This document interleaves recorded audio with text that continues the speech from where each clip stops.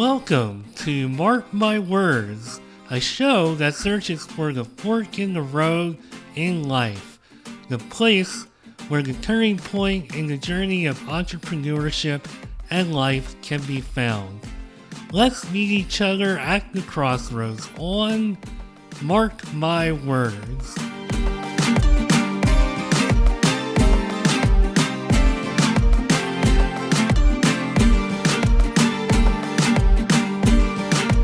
This episode is sponsored by GrowX Labs. Let's be real, leading a business is lonely. When the big decisions land on your desk, who do you actually talk to? That's where GrowX Labs comes in. Their executive decision support gives founders and execs direct access to a strategic sounding board. Someone who's been in the trenches and knows how to cut through the noise. Whether it's team tension, high-stakes moves, or just needing to talk it out, GrowX helps you move forward with clarity and confidence. Head to growxlabs.com/Marc. That's GRWX labs.com/Marc and book your discovery call. So in 2025, I've been learning a lot about the homeschooling world, and it's not even so much coming from this show or necessarily whatever might be going on in my life. It's actually been through people I've been meeting on TikTok.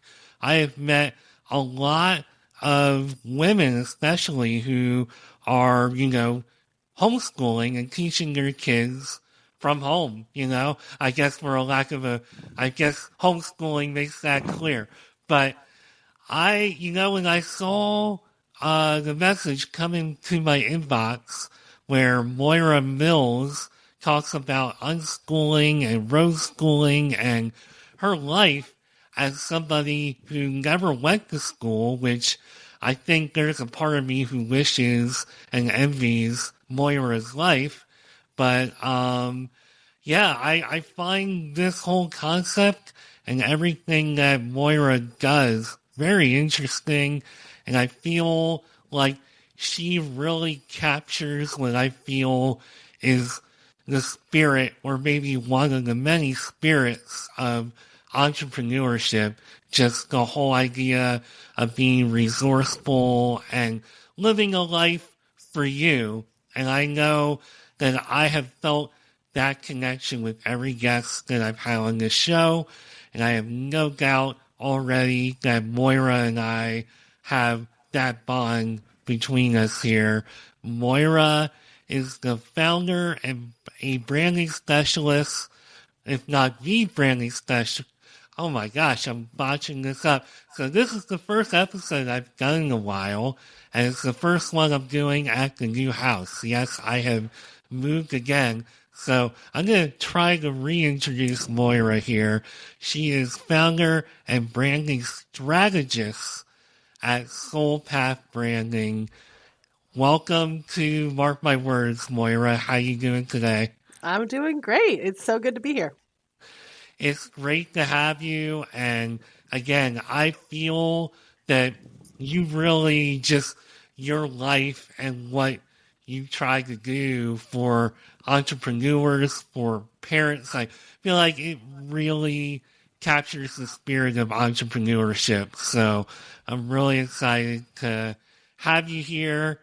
And normally, as I alluded to before we hit record, I would ask my guests 9 times out of 10 get around to asking about why they majored in what they did, or I can still ask you, I guess, what your passions were growing up and maybe how you saw your adult life and what you might have thought you were doing and whether what you're doing now lines up remotely close to any of that.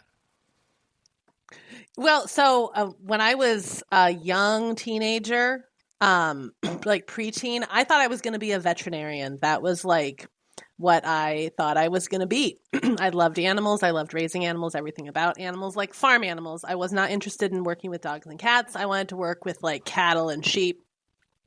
Um, and then I think as I got closer to the age where that like starting to take that seriously, I started, learning about what it would take, and I saw that I would need to go to university for 2 years learning stuff that I didn't find relevant to actually working with animals. And I was like, yeah, I'm not going to jump into 2 years of something that I don't care, stuff that I don't care about learning about right now. So that really kind of got me off track. And I still love animals, but I really thought that was going to be my path for like probably a solid 10 years of my life.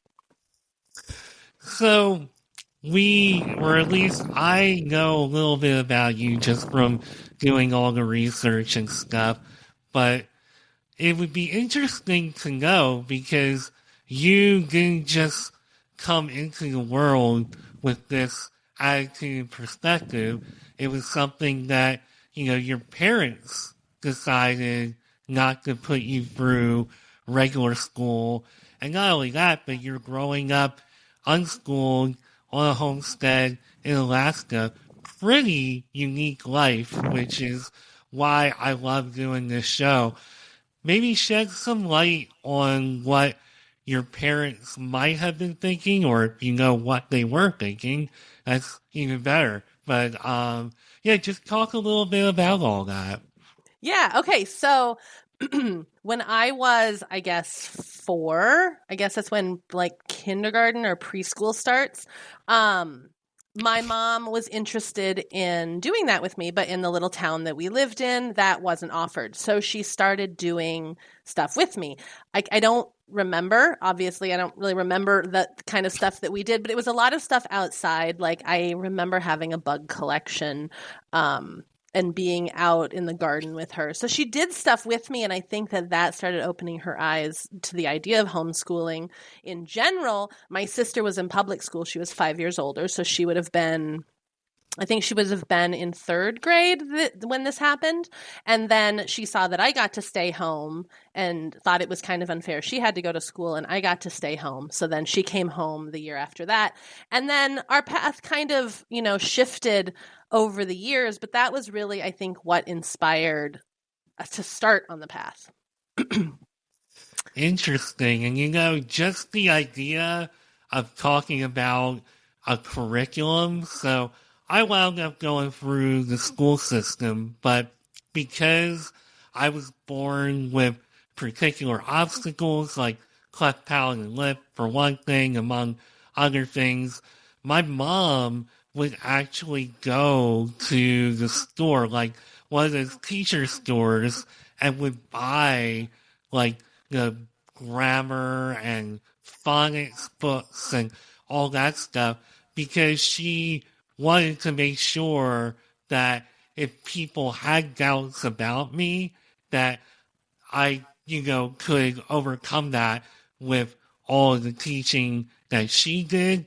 So I can, as I kind of have some air in my throat there, um, I can understand kind of to an extent what that experience might have been like, just to have a parent or somebody at home kind of just taking you aside and doing things educational that was just completely separate, but still it's not just educational as a parent, like it's educational like for real, like, and I really felt like and still feel like some of the best learning that I did, and obviously I, learned a lot more in regular school, but my mom definitely set a good foundation for just the work ethic. She would wake me up at 5 a.m., like 2-3 hours before I had to even be at school. So I can imagine that there was probably a certain work ethic as well with your parents as far as like, all right, we're going to do this and we're going to do that. It's Can you kind of relate to that, I guess? Yes, so we had a little farm. We had lots of animals. We had a huge garden. So, we had you have to get up and you have to water the animals. We had a milk goat, so you had to get out and milk the goat, twice a day. But in the winter you had to bust the ice out of their water so they would have it and replace it. So things like that. We heated with a wood stove, so we had like 2 weeks every fall where we'd be getting wood ready for the winter. We did a lot of fishing. Being in Alaska, it's a big deal in the autumn. So a couple weeks of fishing, collecting fish for that year, for that winter. So we had a lot of that just real life learning that was happening, like woven into every day. My dad was a carpenter, so I spent a lot of time out in his woodshed with him. So that we just had freedom to be able to explore all of that stuff all the time. Yeah, well, you have me beat on work ethic. I still have never really fished, even though I live in Florida now. So that's somewhere on my list of things to do. But yeah, you mentioned a lot of things. Like I've never milked anything or whatever. So you definitely have me beat on that front. And I know that you mentioned being a veterinarian was something that was Yes. pretty big on your list. When did you get to the point where you said, you know what, I think I want to go in another direction? I have other passions. It was probably around 16, I'm guessing now. And it wasn't even that I had other passions. I think so. To begin with, I wanted to be a vet because I wanted to help animals. And then I decided I'm not interested in, doing the 2 years before getting into actually learning about that. What do I do? And when you hit that age, like 7, I guess maybe it's more like 17, everybody asks you, what are you going to be when you grow up? What are you going to do after school? And even though, I wasn't in the public education system, like I still got those questions. What are you going to do? What are you going to do? And I was like, I don't really know what I'm going to do. I knew that I wanted to travel a lot. But I didn't have like an answer for people that I felt they were satisfied with. So I then decided to get into massage therapy, and mostly just because it would get people off my back asking, like I had this thing I'm going to do. And I was just kind of wanting to do it for fun. And I didn't know where it was going to take me. It was just, okay, I'm going to do this thing. This is what I'm going to do now. And it really was, in thinking about it, it really was because I had so many adults going, not my parents, but adults out in the world. What are you going to do when you grow up? And I was like, I don't really know. There's things that I really enjoy doing. But I thought I was supposed to be figuring that out now. Yeah, I feel like even though I always had passions, so I've been working in the television industry for 20 years, and I always had a real passion for television. Like, even as a 6-year-old, I was this little nerd who would study like TV guides and things like that. Nice. Like, it's such a weird thing for a kid, I guess. But I was like really into it. I was like, man, this show's on at that time, and then that show, and just, I was really like, I loved taking TVs apart and stuff like that. But Oh, nice. it's a bit unconventional.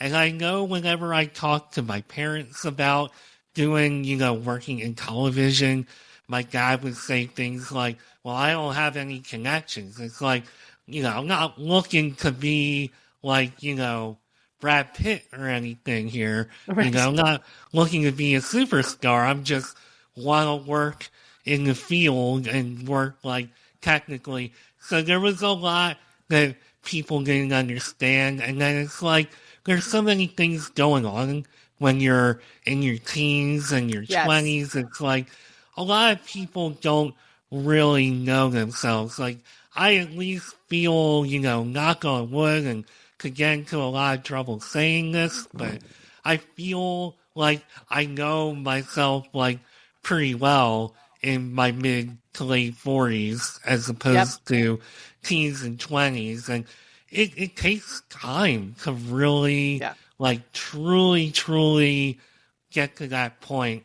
And I'd be interested in knowing, did it take you into, like, your 20s or, further before you decided to do what you're doing now? So it's when I look back over my life, I like all the different steps make so much sense and they really were leading. Each step led into the next step. So I haven't made like any like hard pivots. So I got into massage. I worked with chiropractors in their offices for the first few years. I learned there were elements of that I really liked doing. It had the helping people. It had shifted from helping animals to helping humans. So there was a common theme there that stayed. And then once I did that for a few years, there were certain things that I really loved about working with people. And then there were elements that I was not fond of. I did not like being in that kind of an atmosphere. I was very lucky with one of the chiropractors I worked with. He was fantastic. I'm very thankful for those years, but I was also very thankful when they ended. And then I shifted into something called rolfing, which I thought would be like more of a life. Well, I mean, I did it for almost 20 years, so I guess it's a pretty solid run. So it was everything that I loved about massage, but rolfing is kind of the next stage for me, which is working with the structure of the human body and how it works as a system. And then I worked a lot over the years with athletes, specifically a lot of runners. I'm not a runner. I could help them, but it's not my passion in any way. I kind of hate running. And then when I was pregnant with my son, it started shifting. There were elements of rolfing that I really loved. I really loved how rolfing looks at the body as this living dynamic system. It teaches systems thinking. And so then it shifted over to being very passionate about early development, like the physical parts of early childhood development. So it was like every stage kind of built on the last stage and highlighted the things that I really loved and things that I had learned that really resonated with me. And I got to kind of drop off the stuff that was, was thankful for having the experience, but it didn't really fit with my life anymore. So I feel like I continue to make those like soft pivots, but everything is very much has a common thread through it. I can relate to that. I feel like every step I've taken in my career and even in my life, I mean, even going back years ago, because one of the things that I like saying about this show is it's almost like a white collar, dirty jobs kind of thing where I get to live through all of my guests, which Yep. is one of the reasons I love doing this.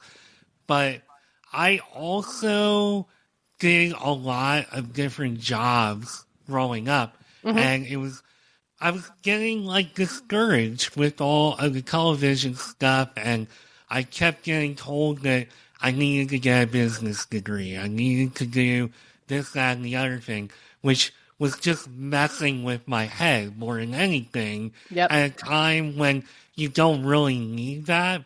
And as a result, I'm like, okay, so since the thing that I feel so closely connected to is supposedly not something I should be doing and is not going to please at least one of my parents, I need to do like something else. And I tried everything from plumbing, which I was terrible at, to woodworking, which I was also terrible at, to sales, which I always ranked last in. And I tried a lot of different things, and it was really cool to do that. But there comes a point where you just gotta say, you know what, you gotta take a little bit of ownership over your direction in your life. But it kind of helped to eliminate a lot of that, and it helped me to find myself.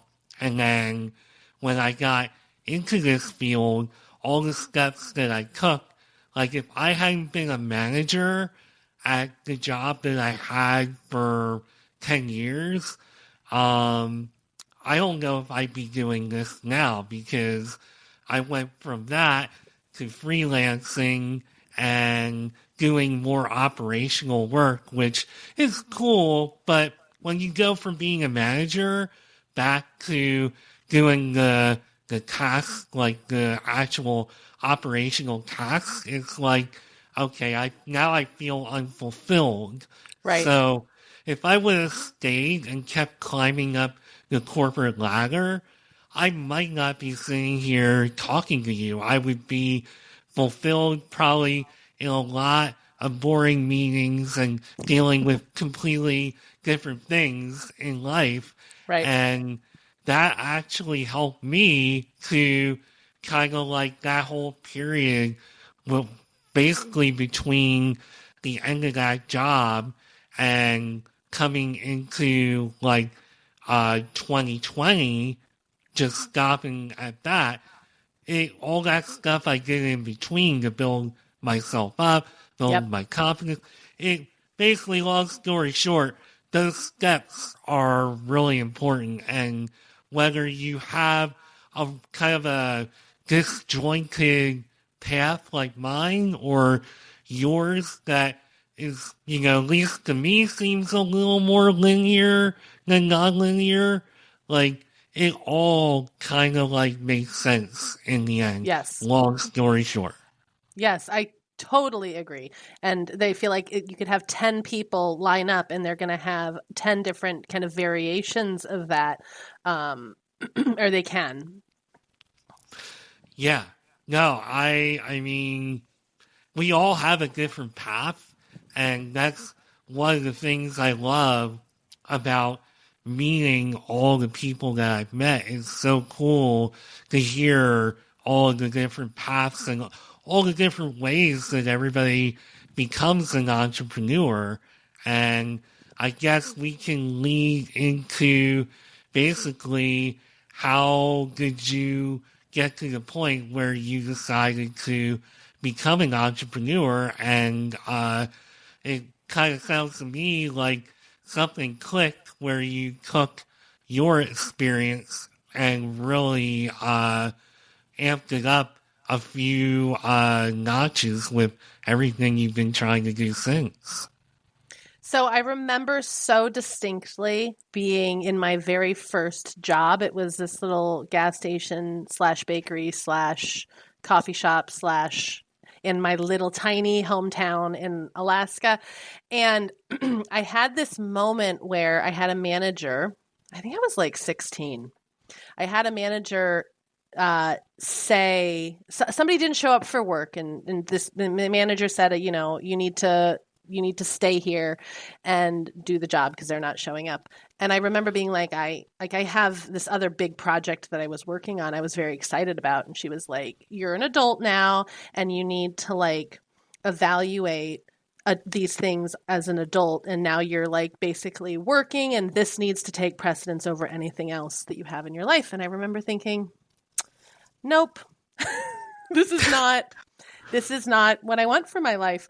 And I hadn't really thought about it so clearly before, although I think I had been at this point, but it just became very clear I do not want a boss.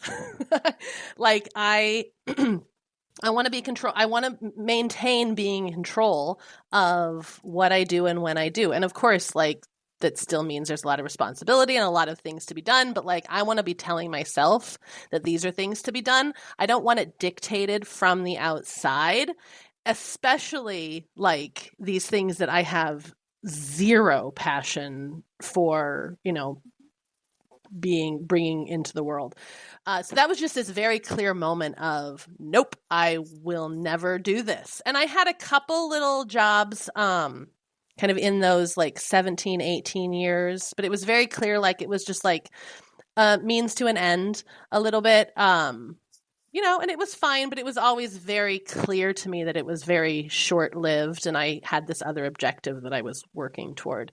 So it was just always kind of I don't have, I mean, yes, I have another option, but like not really. I'm going to be an entrepreneur because I want the control. So that's my Yeah. option. It's funny because I've always had this personality where I don't really like being told what to do. And I need like a particular type of like boss or person in my life as far as like that kind of thing goes. Like, I need, even if you are my boss, to feel like I have a lot of autonomy, Yeah. and I already feel like I'm pretty resourceful and will take action when I need to. And I don't know if it's just a personality I was going to have anyway, or if it was just a combination of the things that I had to deal with in life. And I know that I was never really like a part of any particular crowd or Hmm. anything like that. So I've always kind of like lived by my own like set of values and things like that. So I always kind of felt like, oh, just having a boss is just like, oh my gosh, depending on what kind of boss I have. Right. So it's pretty natural that I eventually wound up going in this path. But I think for a while, I was thinking more about I have to climb up the ladder. The more I climb up the ladder, on somebody else's dream, the better that's going to be for me because I'll be calling the shots and all that, which to an extent, I did get to work in management and it did open up my eyes even more to the fact that that's what I needed. But Yep. I didn't realize that what I needed was to actually kind of like work and live for like my own dream and really work on fulfilling myself personally rather than just climbing the corporate ladder. It took a long time to learn that. Right. Yeah. Yeah. Yeah. And I think that when I made this shift to starting to, want to support other families and other entrepreneurs in it is that I feel like we are told that our uniqueness is this beautiful, wonderful thing and everybody's different and that's wonderful. Yet the way our typical education system goes is that but you still must fit into this box and do things exactly the same way. You're still going to learn all of these things in exactly the same way, and we're going to rate and rank you against each other. And so we're going to destroy all of that and suppress all of that uniqueness that we say on one hand is this wonderful, beautiful thing. But in action, we're going to, the system is set up to just suppress it out of us from essentially from day one. And so I knew I had this different perspective and it's not a fit for everyone. But for people that are like me in any way, I wanted to say this is an option. You don't have to go down that path to find success. Like, what is even success for each of us? It's going to look very different. And that's not the only path. There's a lot of other paths to get you there. So let's look at who you are as an individual, not after going through that system, but maybe before. Well, here's a question for you, just based on the fact that you are so much your own person and independent. I feel like I'm from the same mold, and I think most of, if not every person I've had on this show, were all like this. Mm-hmm. I have always kind of like, not that being liked is everything, because at the end of the day, you gotta find like your own tribe and your own way and your own people. But I've always struggled with like just feeling like I'm being treated differently. And again, you're also talking to somebody who was born with, issues with birth. I know a lot of people would just say birth defects. I hate saying that, but um, anyway, I guess it is what it is. But Yep. I don't know. I just have always felt, even if I didn't have some of those obstacles in my life, that I would still get kind of treated like a certain way. Did you ever feel or sense that with people, whether it was in the workplace or anything else that you did socially, because you are such a like individual and you're very much like your own thinking, your own value system? What was kind of like your experience with that? And even to this day, what's your experience with that? So, yes, absolutely. And I think I spent my entire 20s trying to fit myself into this mold. And instead of appreciating the way that I was different and my different perspective on things, I just held it in and I just tried to conform to what I thought was normal. So I moved away from home when I was 17. It's really kind of when it started. I remember like my mom made all of our food growing up. We were very healthy, and then I like proceeded to like eat as much fast food as I possibly could. And I did a lot of traveling, and I just tried to like do everything that I thought um would make me normal, I guess. And I'm really thankful for those years. And then and I the way I would describe it for a long time and still is that I feel like when I would like get to know someone and they'd start asking about, my background and things, I felt a little bit like a zoo animal a little bit. Like people were just like fascinated with how like strange and peculiar I was. And I like it was fine in some ways, but in other ways it was like I don't know. It was challenging for sure. Because I really felt like was like more fascinated with like how strange my life was and how I saw things differently. And then it really wasn't until so I was pregnant with my son when I was 32, and I really feel like something shifted around 31, 32. For me, where I was like, no, I'm so thankful for how different my life was and how my perspective is very very unique, at least in the circles I was at. Like I had went from rural Alaska to New York. So between upstate New York and New York City, I lived in Brooklyn and on Long Island for a bit. I also lived in LA for a bit. So I was surrounded by a lot of people that were very different from me. And then I started to appreciate it. And I think it really shifted when I thought about having my son. It's just my whole kind of perspective on things really, really shifted in thinking about how I wanted to raise him. But oh my gosh, my 20s were like all about how can I make myself as quote unquote normal as possible to fit into what I think other people expect to see. I'm so glad that I asked that, because first of all, I love your answer.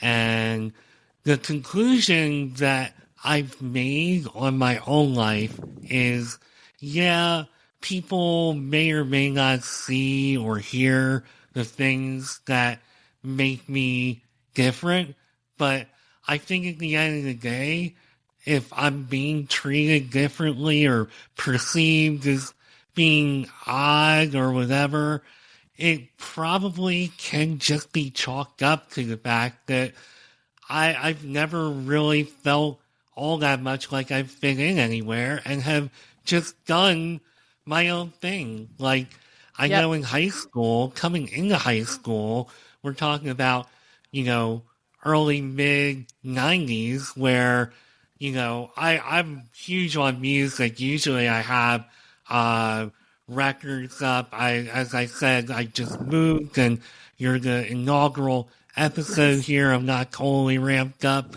but I loved all things 90s music, but Yep. I would often tell people, I'm like, yeah, I'm a huge ABBA fan. And people would be like, what the hell? Like, what are you even like? Who listens to ABBA? And like, who are they? And it was just like easy for people to just be like, that guy although he might be cool, he's a little like, different because he does his own thing. And even to this day, there are a lot of things that I'm like, okay, I really do like just kind of do my own thing. I could go into a lot more detail, but I think I've just gotten to a point where I'm just like, you know what? This is who I am, Yeah. I did not fit in with the jocks or even the geeks or anything like that. I was just my own person and had friends from all different groups. I was never one to go to parties or anything like that. I often tell people a big reason why I can remember so much information about music trivia and weird things like that is because I didn't like kill a whole lot of brain cells and didn't party and you can do that when you don't like fit in. So Right. I Right. just you were like I think of all the guests I've ever had on this show, you are arguably the perfect person to ask this question to. I love your answer. Awesome. So let's talk a little bit about actually moving into being an entrepreneur. You kind of like figured yourself up, and it's one of those things that what you're doing is a bit unique. So how did you kind of like go about building all this up? And did you know that you were going to unschool and homeschool your family going in? Okay, so yes, I always knew that I would unschool any kids that I had. There was definitely a period of time I didn't think I would have kids, but I knew that if I did, I would absolutely do the same kind of education. And then the business thing is, it's just been such this slow evolution. It's just one foot in front of the other. Did I expect to be here? Like, not even kind of. Yes, yes, absolutely, and not even kind of. Like, I could never have imagined being here. Even, let's see, my son's turning 10. So even when, he was born, I did not envision my life at all being the way that it is now. It makes so much sense now in hindsight that I made it here.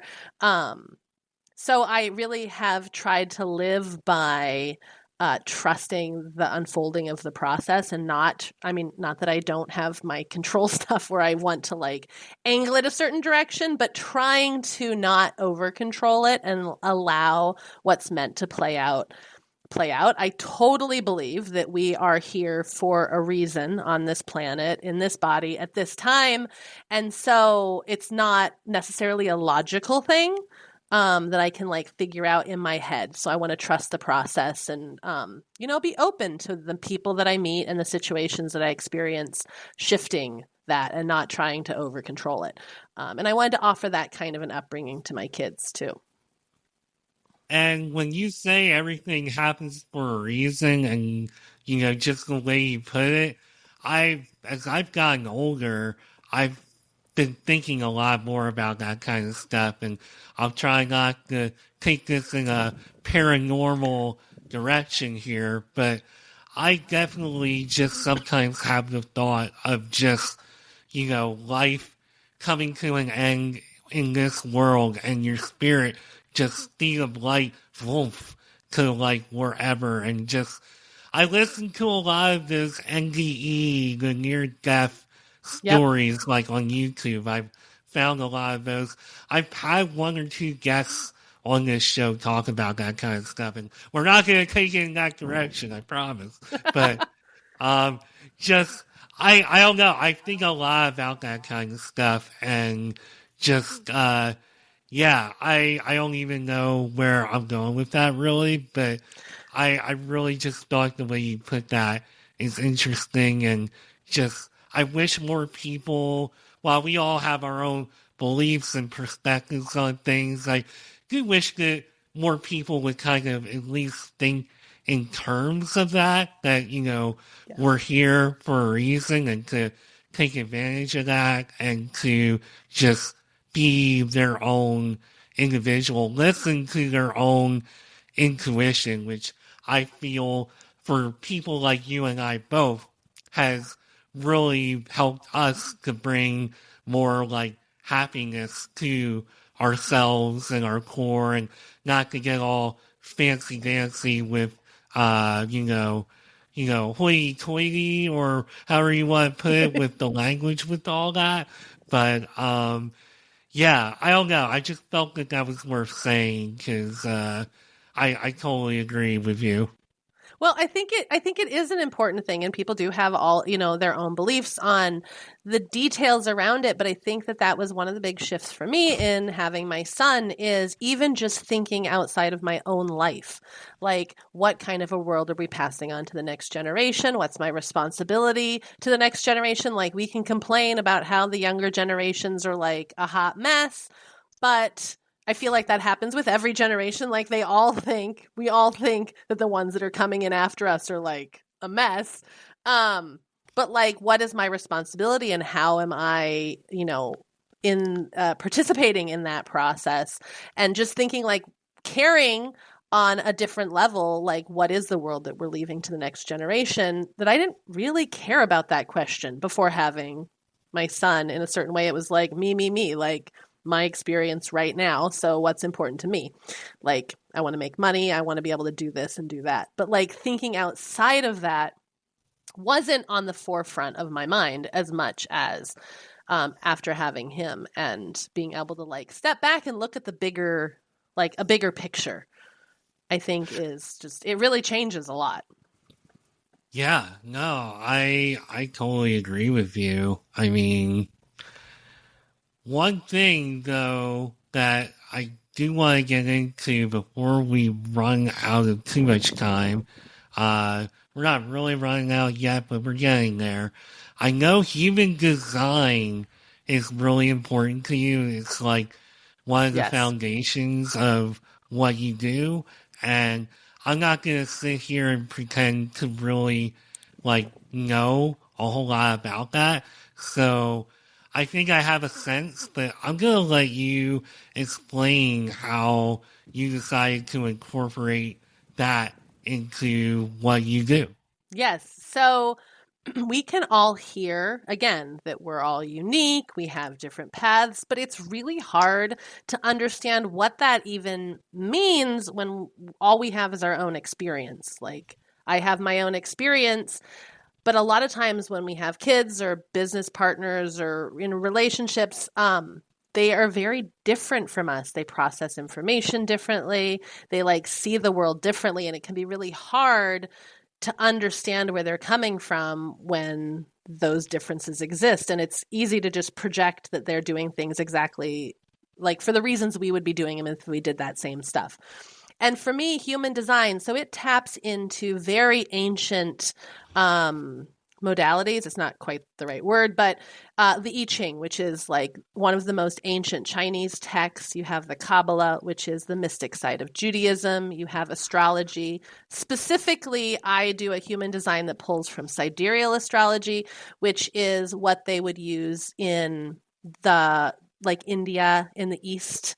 It's very different from what we do here in the West. So I find that it's much more accurate to our soul's purpose for being here. Works with the chakra system.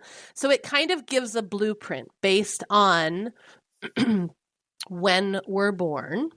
This is very simplified, but a blueprint of, in reality, like, how are we different? So I can understand my son through seeing how he makes decisions differently, how he's drawn to things differently than I am. So instead of just projecting the way I see the world on someone else, I can really try on how he is experiencing the world different from me. And being a boy, that's another layer. I grew up as a girl. So like there's just a different life experience. So if you have all those layers, again, we can understand in theory that people are different from us. And for me, I've just found that this is the best articulation of how to understand those differences.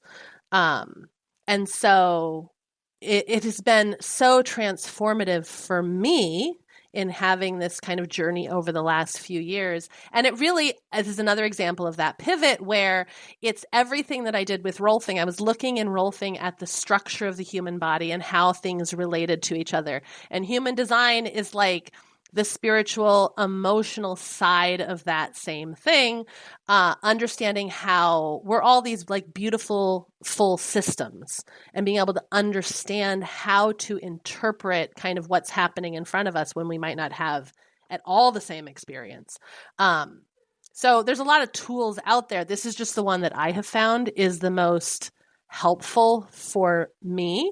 And so helping entrepreneurs articulate what they're doing, understanding how their energy flows. So kind of it's like looking at how our energy flows through the world. So you can jump in a stream and head with the water down the stream and work with that energy, or we can try to fight it and like fight upstream, right? So the more we can understand who we are, then we can work with that flow of energy and things just become much easier than trying to like fight and force ourselves into this box, which in, my experience, our entire education system is really good at making everybody fit into this one tiny little box. And if you don't fit into this box, then you're bad and wrong in some way, and punished for that, instead of going, oh my gosh, those differences are like the most beautiful parts of who we are as humans. We need to like nurture and protect those differences, not just shove them into a box and force them to conform. And it's funny because there's some people that when they learn that what they're doing is considered different or not normal, they will try to change and conform.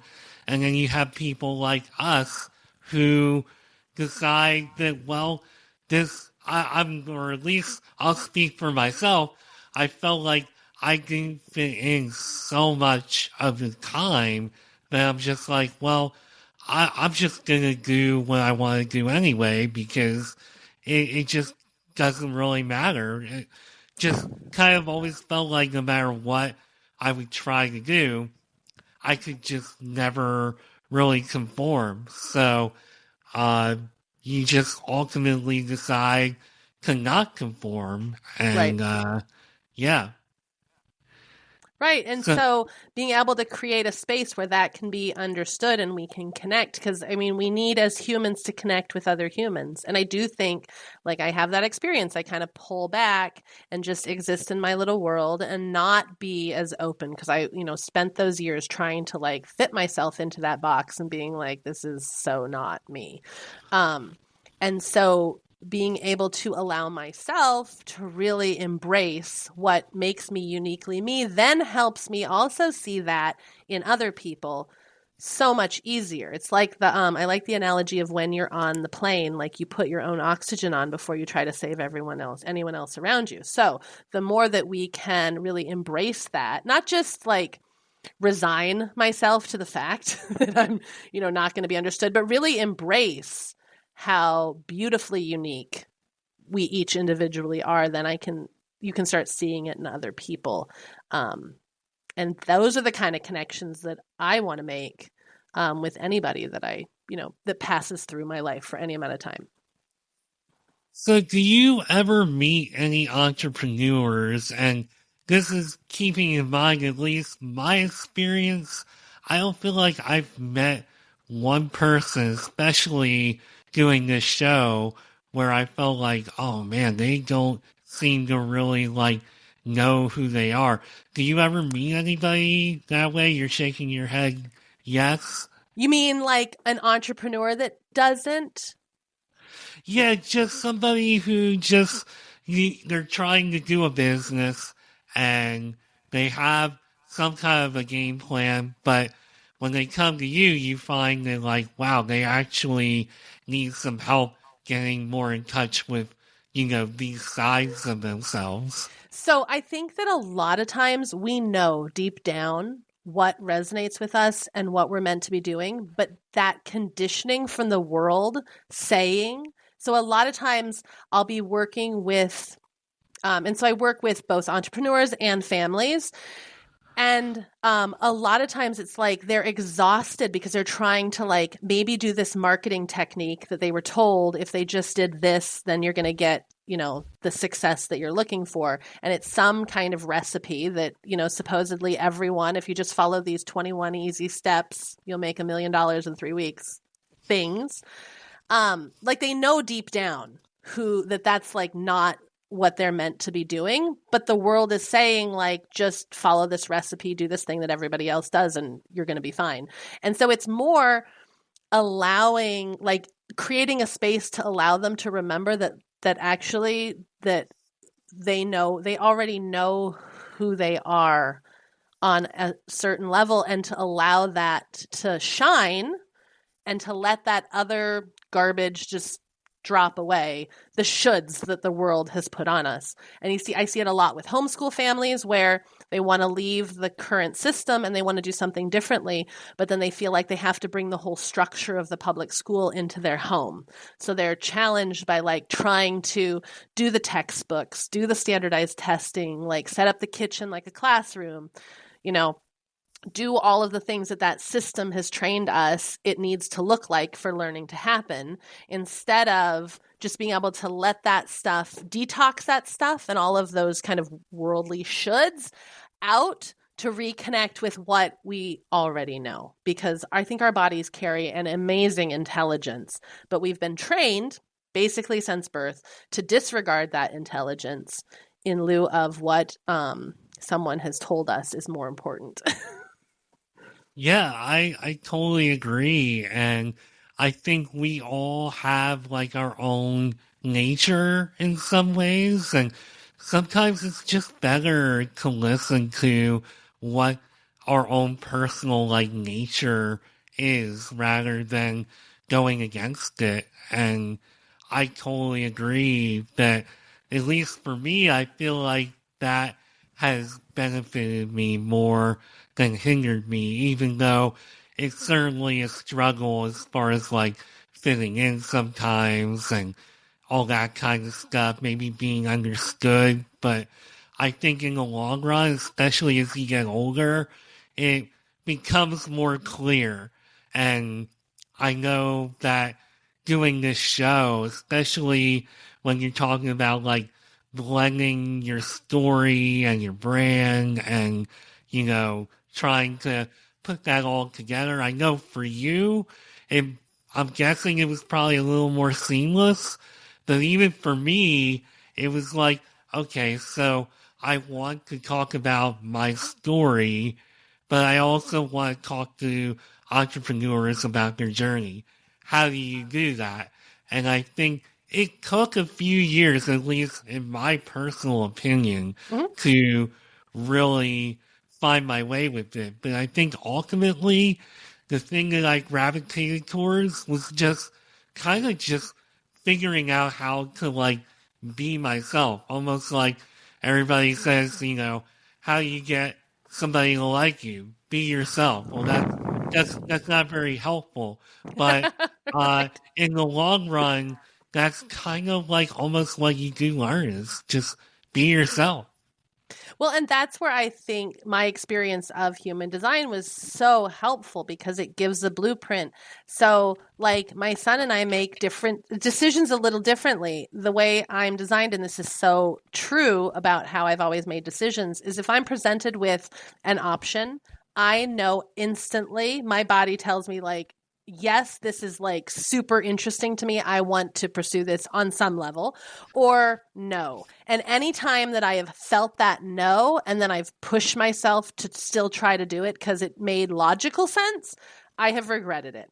Now, my son also has that, but he has something called emotional authority, which just means he needs a little bit of time, because if he makes a decision when he is feeling really like in that emotional high about something, or in an emotional low, he probably won't stay as energetic about that decision, like long term. Where if I present him with an option and then give him like 24, 48 hours, like sit on it, think about it, and maybe just sleep on it, and in the morning we can talk about it. When I give him just a little bit more time, then he can kind of feel that like excitement of the possibility or the low of the dread of something. And then when he's neutral, and he makes a decision from that place, those are so much more grounded decisions for him.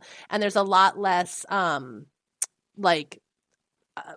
a lot less challenges that we run into when I allow him a little bit of space. So it's these little like nuances that can seem very small, but make a massive amount of difference. Like there's some people that work really, really, really well initiating things. So like starting a project, but they're not necessarily the people that will maintain that project. Like they are the fire starters. I actually really like using beavers as an example for manifestors because beavers, they don't ask permission. They like head out in the woods. They decide where they're going to set up home. They like block the water and they transform the landscape. Like beavers have created the world that we see now in so many ways, but we don't see them a lot because they're out does that make sense? Like they're out I don't want water to run here. I'm going to block this off and create a dam. And then the world looks different a few years later. That's what a manifestor is. And that's like a certain percentage of our population. That's what they're here to do. They're not here to build long term, maybe. They're here to be the fire starter for something.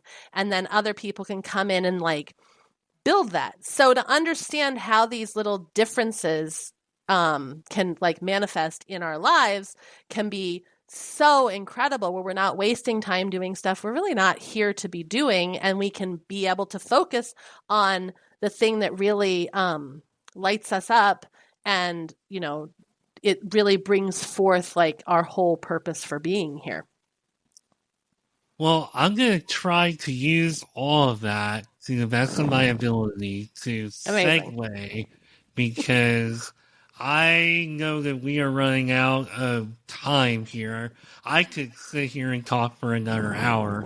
I am going to play the role of somebody who is controlling the tempo of this episode, and I am going to pass the mic to you to talk about how everybody can find you and how they can work with you and learn more about all the wonderful things that you're doing. Perfect. So my website that is kind of always, it's a little bit being transitioned right now, but it's my name, MoiraMills.com. I also am offering a free, the website is a 5-minute soul read. It's just a very quick, I pull your chart using specifically sidereal human design. That's very different from the typical human design that you will find. So if people have an experience, this will probably look very different. And I pull the chart and I just give a very kind of basic 5-minute recording of what that energy looks like for you specifically. And then the third thing is that I write a lot on Substack. So I should have on the top of my head exactly how that URL is, but it's basically Substack/Moira Mills brings you to all of my writing. So those are all of my thoughts that I have organized, pretty organized, I think there. Well, Moira, you definitely seem very organized to me, and you were a real pleasure to talk to. I love your story. I love where you're at, and I wish you continued success with everything. This was fantastic. Thank you for being on Marc My Words. Absolutely. I had a really great time. Awesome. Well, thanks again to Moira Mills for being on Marc My Words. I am your host, Mark Schmidt, which I never say my name when I jump into the episodes. I always forget. I'm so focused on the guests, I forget about myself. But I am Mark Schmidt. This is Moira Mills, and thank you for tuning in. I'll see you next time on Marc My Words.